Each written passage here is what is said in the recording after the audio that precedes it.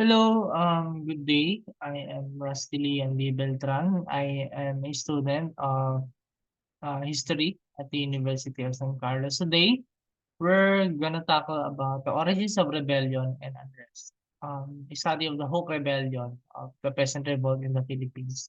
Now, introduction, who are the Hawks? Hukbong Bayan Laban sa Hapones or the Hawks, for short started in 1942 and it began as an anti-Japanese guerrilla army in 1942. Now, it composed main of elements of socialist and also communist, which is um, a developing idea, political ideology, and also idea at that time.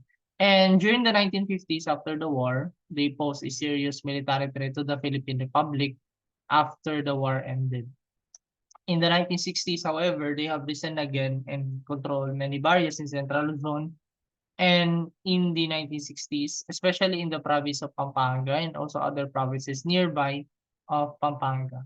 Now, a prelude to unrest before the unrest of the peasant societies before, there are three main reason and also three supporting factors. So these are the shared tenants or the kasamas, they call it.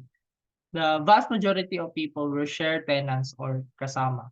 They worked the land that someone else owned and divided the harvest with the landowner on a percentage basis. And another one is the ration or the rations.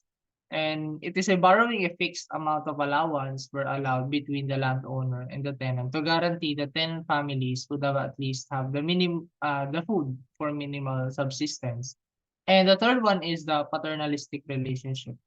Tenants were loyal most of the time and they did not suddenly leave to farm for other landowners. So they remain loyal to their landowners until certain amount of time that they can own a small at least small percentage of land. They stayed even for years and even a lifetime, and generally did not object to doing what a landlord asked. Now, the relationships between the tenants and also the hacienderos, the landlords and the old hacienderos had utang na loob or a debt which you need to pay to someone, and they complied with their moral obligations to reciprocate to the peasants. And they were not walang hiya or disrespectful towards their tenants. Now, these existing factors and also existing reasons why there are present revolts and even uprisings back then in the Philippines shared a significant change in the peasant societies because they remained the lowest level of the Philippine society, which is still until today, we can see that. And during the American occupation, which is the decline of the landlord-tenant relationship,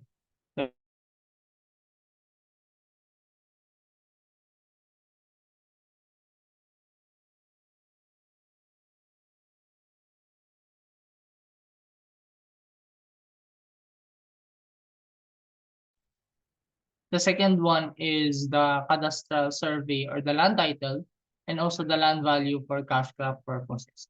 Now, there are affected peasants adversely because they were weak competitors compared to the local elites in which are particularly the landowners after the Spaniards left the Philippines, and here comes the American occupation during the 1900s when it comes to seeking favor from the government or taking advantage of laws and policies. And in relation to this, the land ownership is based on the government's recognition of title rather than the based on ties of the landlords themselves. It strengthened also the landlords' handover over land ownership and also the weekends the tenant claimants of their own lands from the landowners. And the land value for cash crop purposes was prompted with the local elites to overpower weaker claimants with fixing land titles and also practice capitalism. Now here comes the bigger problem because in the American colonialism encouraged the expansion of the capitalistic economy and made the Philippines an open market for American manufactured goods and undermine Filipino industries, which are supposedly for the majority of the peasant also agricultural industries to in order to support the Filipino people and also its the Philippine economy in total. Now, the second part or the summary, which is the colonialism broke of the local elites' dependency on the peasantry in the valleys. So their inflated landlords' power was reduced their need for a loyal following and whittled away from their incentives of serving the community. Now, the landowners were the ones who prospered from the rise and also the sugar boom industries at that time, which most local elites and also American industries owned. Now, the peasants barely had enough for subsistence from one year to the next, even though it was food they grew and also harvested, and even milled the rice and cane. Now, instead, they often borrowed to eat, minimal subsistence. So meager was their income that the most villages could not afford send their children to public school. And landed elite eased into a lifestyle of fashionable clothes, homes, and cars, while in contrast between the rich and the poor became greater than before, even before than the colonial period of the Spaniards in the Philippines. And it angered even more the peasants that landed families refused to share their good fortune with them.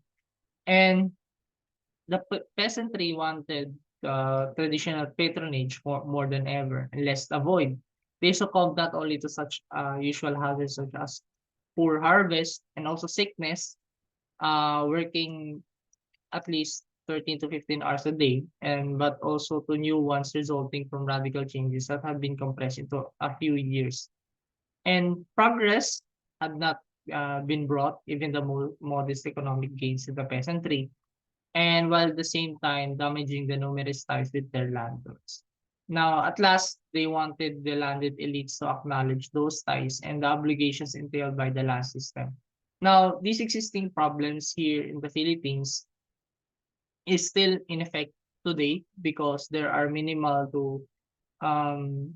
changes in terms of progressive ideas and also progressive ties with land tenure and land ownership between the peasants, the farmers, and even our workers in minor and also in small industries today, which most of the lands were owned by the big families in the different provinces here in the Philippines.